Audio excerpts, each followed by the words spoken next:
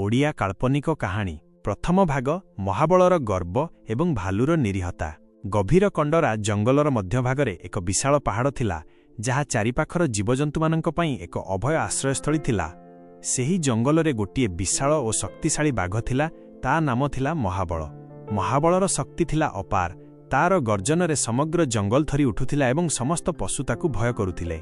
ସେ ନିଜକୁ ଜଙ୍ଗଲର ସର୍ବଶ୍ରେଷ୍ଠ ଓ ଏକମାତ୍ର ରାଜା ବୋଲି ଭାବୁଥିଲା।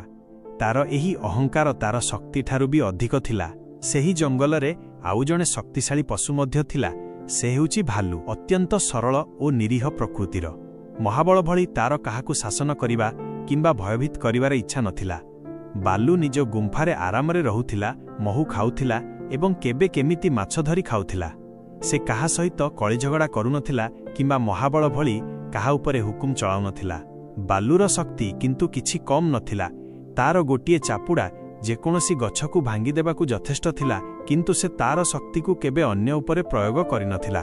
ମହାବଳ ତାର ଶାସନକୁ ସୁଦୃଢ଼ କରିବା ପାଇଁ ସବୁବେଳେ ଚାହୁଁଥିଲା। ଜଙ୍ଗଲର ଅନ୍ୟ ପଶୁମାନେ ତ ମହାବଳକୁ ଭୟ କରି ଚଳୁଥିଲେ, କିନ୍ତୁ ବାଲୁ କୌଣସି ପ୍ରକାରେ ତାକୁ ଭୟ କରୁଥିବାର ଦେଖାଯାଉନଥିଲା। ବାଲୁ ତାର ନିଜ ଦୁନିଆରେ ଖୁସିରେ ଥିଲା।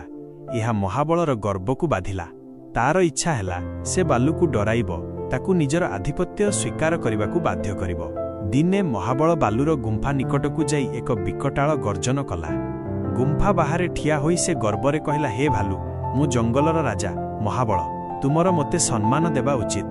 ତୁମେ କାହିଁକି ମୋର ସାମ୍ନାରେ ମୁଣ୍ଡ ନୁଆଉ ନାହିଁ? ତୁମେ କ'ଣ ମୋର ଶକ୍ତିକୁ ସ୍ୱୀକାର କରୁନ? ବାଲୁ ଶାନ୍ତ ସ୍ୱରରେ ଉତ୍ତର ଦେଲା, ରାଜା ମହାବଳ, ଆପଣ ଶକ୍ତିଶାଳୀ ହୋଇପାରନ୍ତି, କିନ୍ତୁ ମୁଁ କାହାକୁ ଡରୁ ନାହିଁ। ମୁଁ ଶାନ୍ତିରେ ରହିବାକୁ ଚାହେଁ। ମୋର କାହା ସହିତ କୌଣସି ଶତ୍ରୁତା ନାହିଁ। ଆପଣଙ୍କୁ ସମ୍ମାନ ଦେବାରେ ମୋର କୌଣସି ଆପତ୍ତି ନାହିଁ, କିନ୍ତୁ ମୋତେ ଡରାଇବାକୁ ଚେଷ୍ଟା କରନ୍ତୁ ନାହିଁ। ଏହି କଥା ଶୁଣି ମହାବଳର କ୍ରୋଧ ଆକାଶକୁ ଉଠିଗଲା। ସେ କହିଲା, ତୁମେ ଏତେ ସାହସୀ? ତୁମର କୌଣସି ଅଧିକାର ନାହିଁ ମୋତେ ଏହିପରି ଉତ୍ତର ଦେବା ପାଇଁ। ମୁଁ ପ୍ରମାଣ କରିଦେବି ଯେ ମୁଁ ତୁମ ଅପେକ୍ଷା ଅଧିକ ଶକ୍ତିଶାଳୀ। ଦ୍ୱିତୀୟ ଭାଗ, ଶକ୍ତି ପରି